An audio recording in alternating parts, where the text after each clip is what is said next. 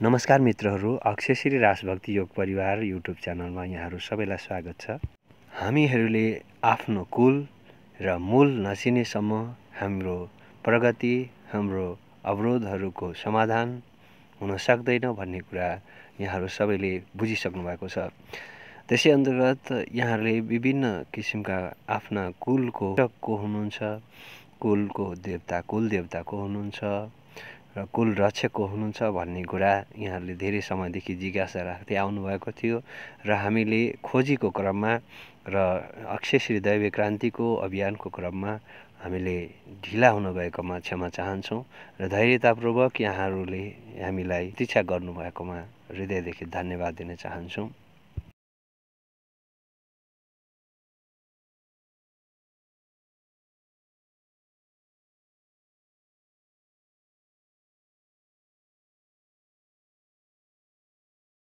हजुरहरूको गोत्र अनुसारको ऋषिले मान्नु भएको कुल देवता नै वास्तविक कुल देवता हुनुहुन्छ।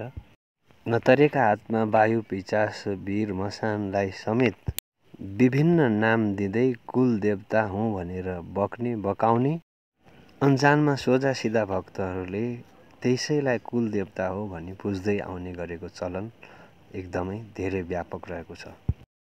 वायु पिचास मसान जो शरीरमा आउँछ ती वीर ती नतरेका आत्माहरूलाई नै कुलको रूपमा बलि दिने, विभिन्न बोका कुखुरा राँगा बलि दिने, तामसिक विधिबाट पूजा गर्ने र त्यसैलाई कुल भन्ने मान्दै आएको र भाकल पुरा गरिदिने, शक्ति देखाउने गर्दाखेरि अनजानमै विश्वास लागेर मान्दै आएको चाहिँ परम्परा, गलत संस्कृति चाहिँ जकडिएको अवस्था छ।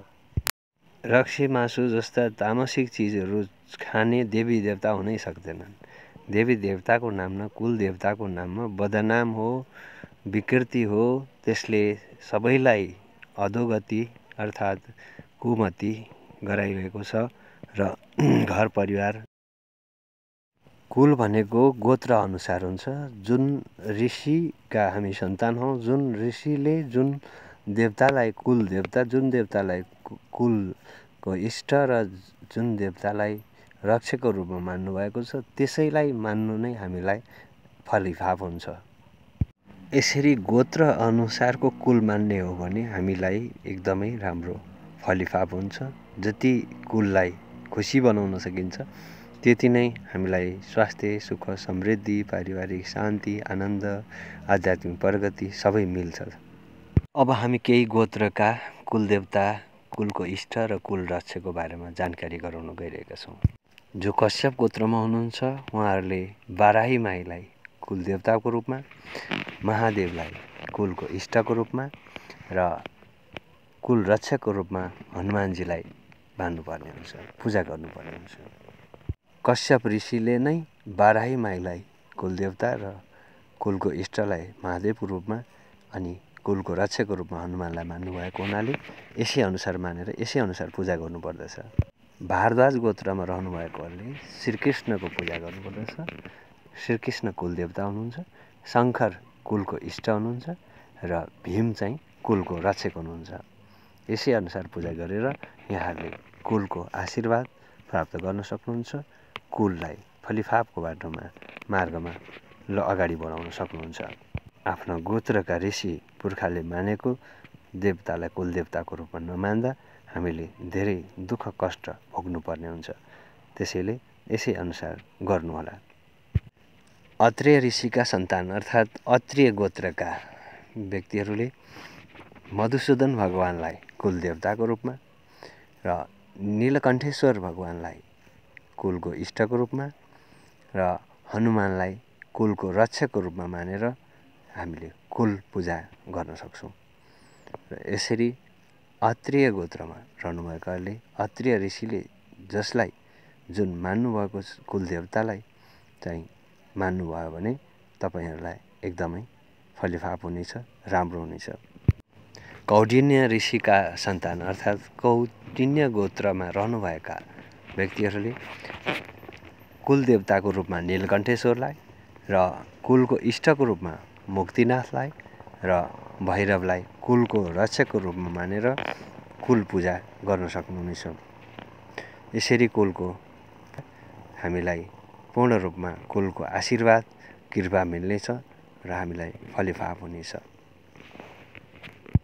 धनञ्जय ऋषिका सन्तान अर्थात् धनञ्जय गोत्रमा रहनुभएका व्यक्तिहरूले कुलको देवताको रूपमा कुल देवताको रूपमा कालिकालाई मान्नुपर्ने हुन्छ र कुलको इष्टको रूपमा हरिहरलाई र कुलको रक्षकको रूपमा बाघ भैरवलाई मानेर विधि विधान अनुसार वैदिक विधि अनुसार शास्त्रीय विधि अनुसार कुलको पूजा गर्नुभयो भने हजुरलाई एकदमै फलिफाप राम्रो हुनेछ। घृतकौशिक ऋषिका सन्तान अर्थात् घृतकौशिक गोत्रमा रहनुभएका मित्रहरूले कुलको देवताको रूपमा नरसिंह भगवानलाई मान्नुपर्ने हुन्छ र कुलको इष्ट महादेव र कुलको रक्षक हनुमानजी हुनुहुन्छ। उहाँहरूलाई कुलको विधिपूर्वक कुल पूजाको रूपमा गर्नुभएमा यहाँहरूलाई कुलको आशीर्वाद कृपा अवश्य मिल्नेछ। व्यास गोत्रमा रहनुभएका मित्रहरूले श्रीकृष्ण भगवानलाई कुल देवताको रूपमा मूल देवताको रूपमा र शङ्करलाई कुलको इष्टको रूपमा अनि अर्जुनलाई कुलको रक्षकको रूपमा मानेर पूजा गर्नुपर्ने हुन्छ। यसरी कुल पूजा गर्नुभएमा कुल पूजाको पूर्ण लाभ प्राप्त गर्न सक्नुहुनेछ। अत्रि गोत्रमा रहनुभएका मित्रहरूले दुर्गा मातालाई कुल देवताको रूपमा देवीको रूपमा र हरिहर भगवानलाई कुलको इष्टको रूपमा अनि कालिकालाई कुलको रक्षकको रूपमा मानेर यहाँले कुल पूजा गर्न सक्नुहुनेछ।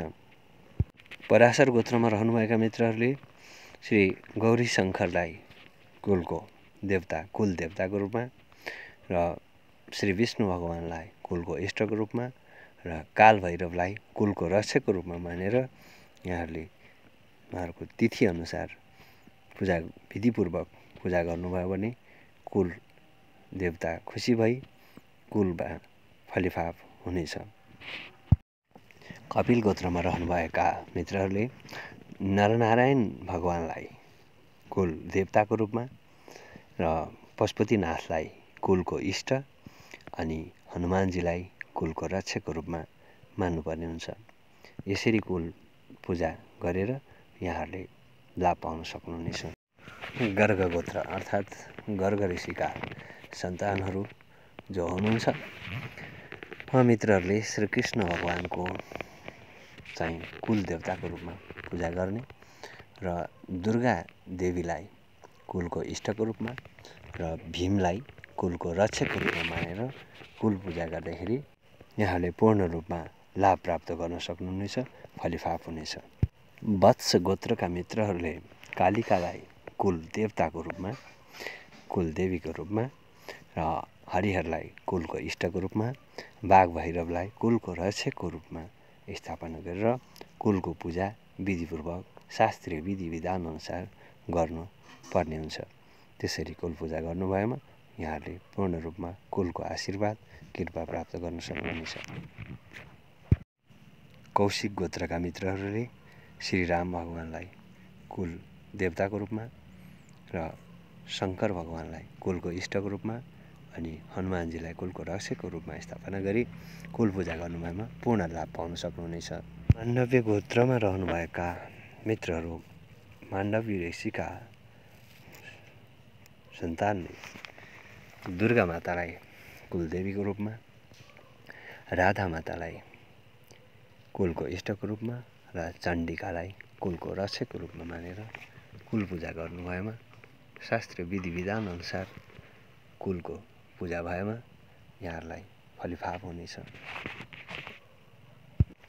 वशिष्ठ गोत्रका मित्रहरूले कुल देवताको रूपमा हनुमानजीलाई र कुलको इष्टको रूपमा श्रीराम र सीतालाई अनि कुलको रक्षकको रूपमा भैरवलाई मान्न सक्नुहुनेछ र कुल पूजा गर्दाखेरि मेन कुललाई अनि कुलको इष्टलाई कुलको रक्षकलाई विधिपूर्वक पूजा गर्नाले पूर्ण रूपमा कुल पूजाको लाभ प्राप्त गर्न सक्नुहुनेछ। निरञ्जन गोत्र र अच्युत गोत्र यो दीक्षा गोत्र हो र आध्यात्मिक योग्यता प्राप्त गरेपछि दीक्षा मा पाउन सकिने गोत्र हो यो। योग्य गुरुले योग्यता जाँच गरी उसलाई शिष्यलाई यो गोत्रहरू दिने गरिन्छ। र निरञ्जन गोत्रका व्यक्तिहरूले महादेवलाई कुल देवताको रूपमा र श्री विष्णुलाई कुलको इष्टको रूपमा र नन्दी भृङ्गी अनि कालभैरवलाई चाहिँ कुलको रक्षकको रूपमा राखेर स्थापना गरेर पूजा गर्नुपर्दछ। अच्युत गोत्रको दीक्षा प्राप्त गर्नुभएको अच्युत गोत्री महानुभावहरूले श्रीकृष्ण भगवानको पूजा कुल देवताको रूपमा गर्नुपर्ने हुन्छ र गौरी शङ्करलाई इष्ट देवताको रूपमा र गरुडराज अनि श्वेत अश्वलाई चाहिँ कुलको रक्षकको रूपमा पूजा गर्नुपर्ने हुन्छ। यसरी शास्त्रीय विधि अनुसार तोकिएको देवी देवतालाई कुल देवताको रूपमा मूल पूजा र कुलको इष्ट कुल रक्षकलाई स्थापना गरी कुल पूजा गरेमा हामीले पूर्ण रूपमा लाभ पाउन सक्नेछौँ। केही गोत्रका कुल पूजा विधिहरू हामीले युट्युबमा राखि पनि सकेका छौँ र बाँकी अहिले दिएका गोत्रहरूको पनि कुल पूजा विधिहरू हामी समय मिलेसम्म चाँडै यहाँहरूलाई उपलब्ध गराउनेछौँ। कुल नसुधारी मूल नसुधारी हाम्रो जीवनमा कुनै पनि कुराहरूमा प्रगति हुन सक्दैन। स्वास्थ्य सुख समृद्धि शान्ति आनन्दको लागि आध्यात्मिक प्रगतिको लागि पनि हामीले यो कुलको पूजा विधि विधान आवश्यक हुन्छ। हजुरहरू सबैलाई थाहा छ कुलले नदिएसम्म हामीलाई गुरुले दिए पनि कुनै भगवान देवी देवताले दिए पनि भाग्यले दिए पनि कुलले रोकिदिन्छ। अर्थात् कुलको पूजा विधि विधान अनुसार कुललाई चिनेर हामीले गर्न सकेनौँ भने त्यसबाट हामीलाई प्रगति हुन सक्दैन, अवरोध आउँछ, चाहे भौतिक होस् चाहे आध्यात्मिक कार्य होस् होइन। त्यस कारणले गर्दाखेरि हामीले कुलको चाहिँ परिचय र कुलको पूजा विधिलाई ल्याउने हामीले कोसिस गरेका छौँ। यो महत्त्वपूर्ण प्रयासलाई महत्त्व दिएर हजुरहरूले निकै कमेन्ट गर्दै यहाँहरूको माग रहिआएको तर हामीले समयमा दिन नसकेकोमा क्षमा प्रार्थी छौँ भन्दै अहिलेको लागि हामी यस्तै कुराहरू पुनः ल्याउने बाचाका साथ फेरि पनि बिदा रहन चाहन्छु। नमस्कार।